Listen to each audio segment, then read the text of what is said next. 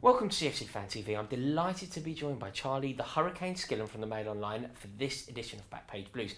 Guys, do me one favour, just before you watch this video, if you haven't subscribed, will you do it right now? Please click that subscribe button right now, and why not press the little bell as well, just so you get notified every time a video drops. Charlie is in to talk us through the big issues, and there's only one place to start. It's been a while since we've done Backpage Blues, isn't it? It's exciting. It really has been fast. It's exciting. It's like an old band playing their first album, isn't it? Everyone goes mad. Why not? Why not? Antonio Conte, Charlie, what is going on? Well, look, I mean, it's obviously been kind of the biggest topic at Chelsea all season.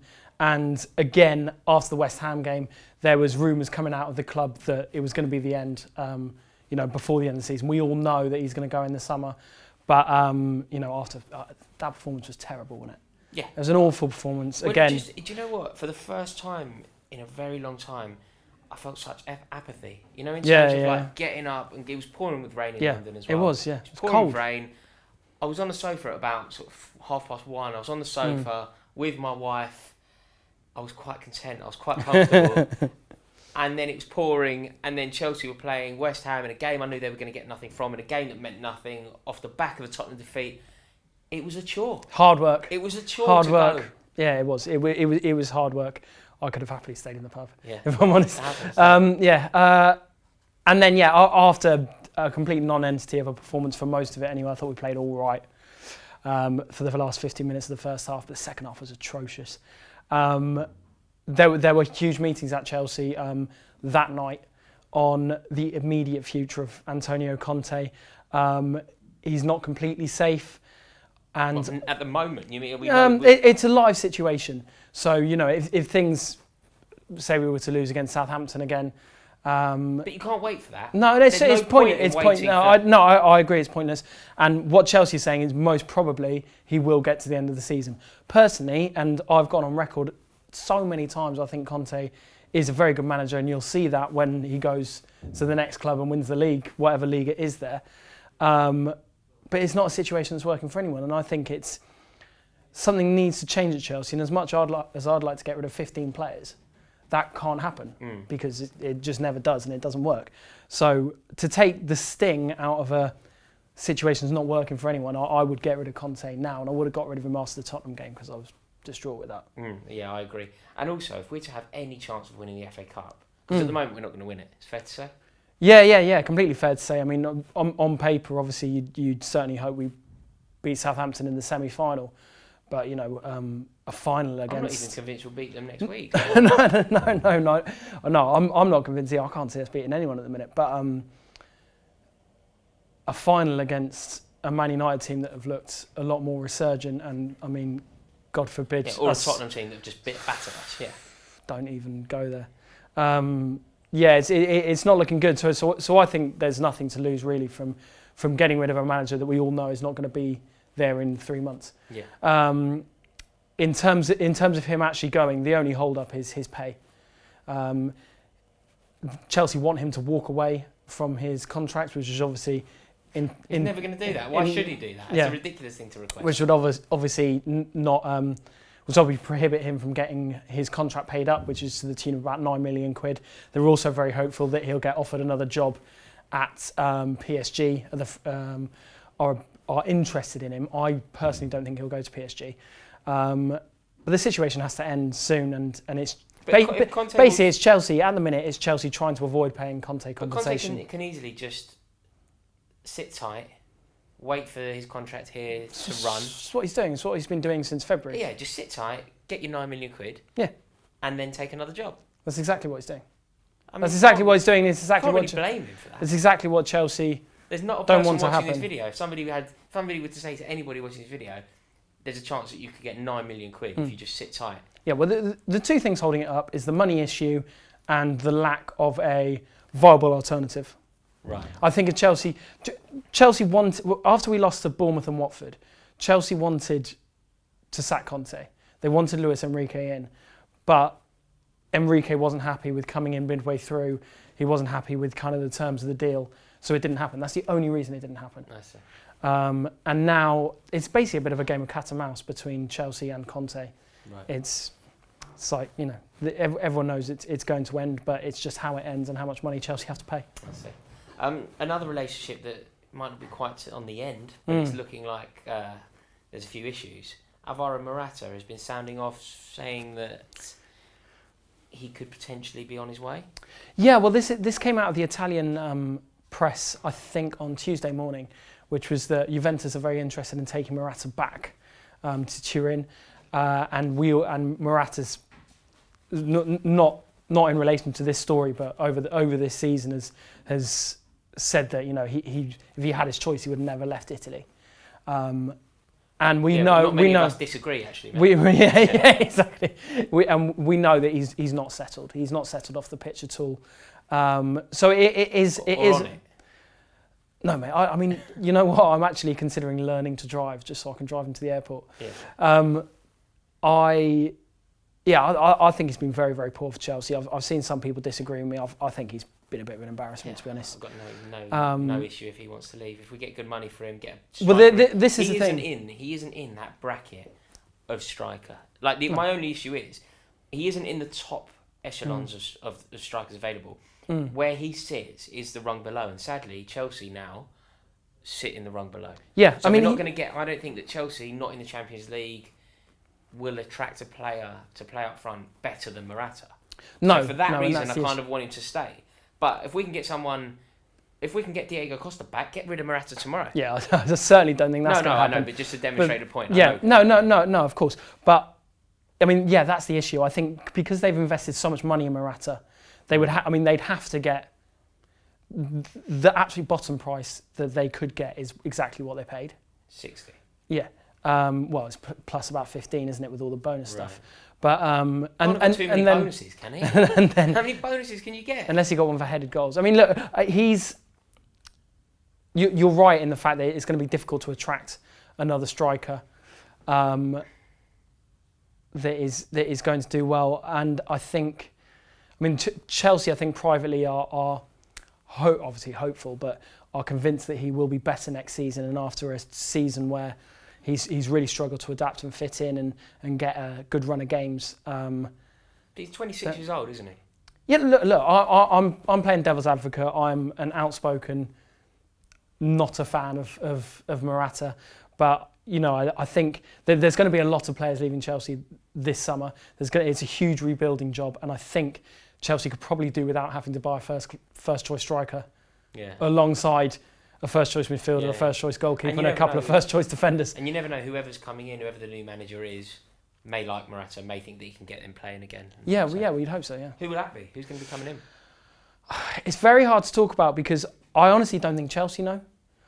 And this is what worries me more than anything. I'd be a lot happier if I thought that the board had by the board I mean Roman Abramovich and Marina, knew what they wanted to do. And I think that they've played themselves into a corner where there's not a lot of top managers that, yes, it's a great payday, but the lack of control, the perceived lack of control over transfers, and the complete unsafety of your job is not a hugely attractive proposition. Added to that, the people out there. I mean, do you bring Ancelotti back? That seems a bit like treading over old ground to me. I'm never a fan of going back. However, I think sometimes desperate times and desperate measures and things like that. Yeah, I mean, if they were going to bring Ancelotti back, I would have said, do it in February and let him have to the end of the season and see what's up. I mean, they wanted to do that, but they don't want to spend any money. They want to do this without having to give Antonio Conte a lump sum. Tough shit, isn't it? Yeah. I mean, it really is. It's, Ancelotti to me doesn't seem to be the man to undertake a huge rebuilding process. I've seen a lot of fans want Thomas Tuchel, who is that sort of manager. But the two issues with him is, it looks very much like he's be on the way to PSG, which also obviously has ramifications for Conte. And B, he fell out with Mainz and Dortmund. The reason he left both those clubs is because of interfering from board level. Oh right, on the football side of operations, which is exactly why Conte's fallen out with them. Yeah, and that's the only reason he's not Dortmund manager now. So I can't see that being a natural fit. Is there anyone else? People are mentioning Jardim, the Monaco man. Yeah, he's been mentioned. I mean, the front runner at the minute, it seems like, is Allegri. Right. I mean, he's he's already said he's not going to be in Italy next season. He's certainly on Chelsea's shortlist. Whether he's top, I'm not so sure. But, I mean, to me, that just seems sort of what we had with Conte, isn't it? You know, getting, you know, yes, he's got 5 titles in a row with Juventus or whatever, and people have got a lot of good things to say about him. But is he up to this? Is he up to the unique position that the Chelsea manager or Chelsea head coach seems to be? Don't know. Don't know either. Yeah, it's not good. Now, on to players who are potentially going to leave. Yep. Well, the two that people are worried about is Hazard and Courtois. Yeah, and they should be worried. Well, I think Eden Hazard should be quite worried at the minute. I'm not sure Real Madrid are going to... I think Eden Hazard is happy to stay at Chelsea, right, for the most part. If Real Madrid come in for him, he's desperate to go there. So he will do his absolute damnedest to leave if Real Madrid come in for him. And I think that's a huge if. If Real Madrid don't win the Champions League, say they go out of the semi-finals, it's entirely possible Zidane won't be in charge, and that's a huge relationship. I mean, if a new manager comes in, I mean, they're looking at Neymar, they're looking at other players, and Hazard might not fit into that plan. I mean, I don't think Hazard's playing particularly well at the minute. And, you know, is he going to be Real Madrid's first choice? And he could be, but it's not one of these transfers that goes on forever and you're hearing loads from Spain about it. You're more hearing about it from England, which is indicative of sort of Hazard putting out there rather than Madrid. And I think it's possible, but I wouldn't say it's completely out of the question that Hazard stays at Chelsea. I mean, I want Hazard to stay because he's one of the most talented players I've seen play for the club. I think he's our only player that gets close to 100 million in terms of getting money in. So for that reason, and the fact we need a huge rebuilding job, it's, you know, and we could build our team around someone new, and you've got a player who we know will leave at some point, and we know is agitating to leave. I think it might be this summer. Do you feel like Hazard's going to be leaving? I'll put my neck on the line and say yes, and I think Courtois will as well. Both to Real. That's what I've thought for a while, yeah. Okay. And Courtois to Real just makes so much sense that it's not even true. I mean, although the thing that I always thought about him, didn't he have that bond with the Atletico fans? Yeah, he doesn't care. Doesn't care. Fair enough. Anyone else in? If we're going to be losing all these players, anyone else? Well, I mean, certainly it's very hard to say at the minute because we don't know who the manager's going to be. And while we all know that that's not the be-all and end-all for Chelsea transfers, they also haven't got a director of football or, you know, an Emanalo figure or basically anyone doing anything at the minute. So it is very hard to say. They're looking at kind of Koulibaly again, who's been a long-term target. They're looking at, you know, they're trialling lots of young kids, but I mean it's really kind of throwing it all the wall and see what sticks at the minute for Chelsea. And I think that this is why I want them to appoint. Obviously, they're not going to appoint the future manager right now, but I want them to appoint someone to run the football side of things as soon as possible, because the job that needs to be done this summer is monumental. And it's going to end up, you know, we appoint a manager, bear in mind there's a World Cup as well. We appoint a manager after X amount of time, might not be till July. And there's so much to be done. Yeah, it's so depressing, isn't it? Yeah. I'd quite like to see the likes of Loftus-Cheek, the likes of Kennedy. They could come back, and they're almost new signings, aren't they? Yeah, I mean, if Loftus-Cheek had been at Stamford Bridge this year, he would have contributed as much as Fabregas, that's for sure. God, I think I would have contributed as much as Fabregas. He was pony on Sunday, wasn't he? I saw he made, that was his 100th Chelsea start, right, which I think was about 62 minutes. Yeah, it's a lovely landmark. Thank you for everything. That's done. Yeah, but I mean, like that coming back, get Loftus-Cheek back.